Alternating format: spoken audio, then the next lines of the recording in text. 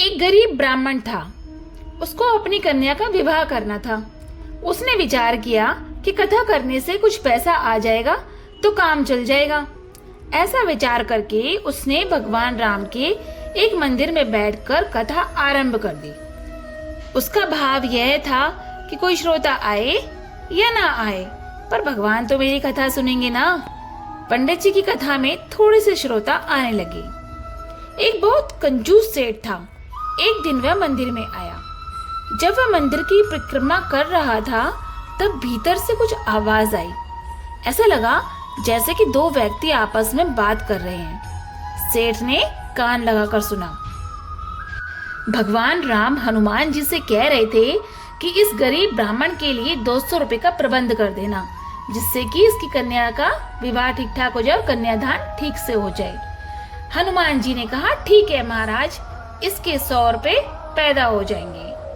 सेठ ने यह सुना तो वह कथा समाप्ति की बात पंडित जी से मिले और उनसे कहा कि महाराज, कथा में रुपए पैदा हो रहे हैं कि नहीं।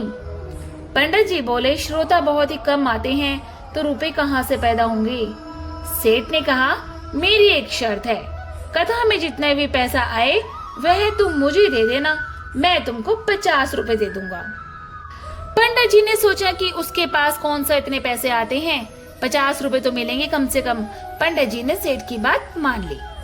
उन दिनों 50 रुपए का बहुत सा धन होता था, मतलब उससे हम बहुत कुछ खरीदारी कर सकते थे। इधर सेठ की नीयत खराब थी।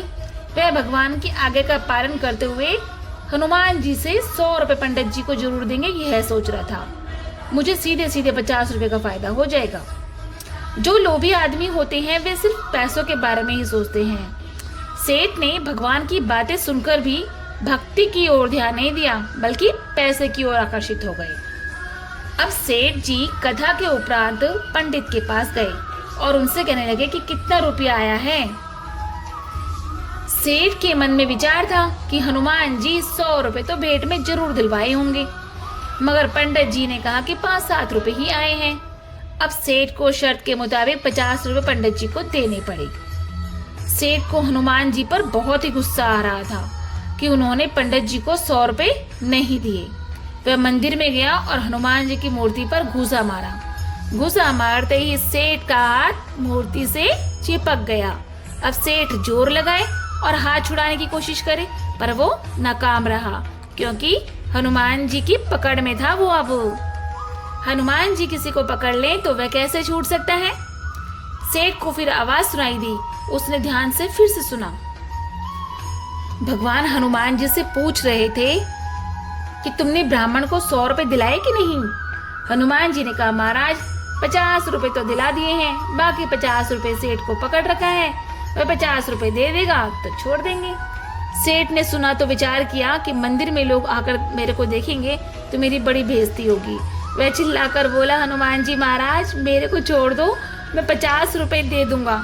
हनुमान जी ने सेठ को छोड़ दिया। सेठ ने जाकर पंडित जी को 50 रुपए दे दिए। इसीलिए कहते हैं कि लालच नहीं करना चाहिए। बोलो जय जय श्री राधे।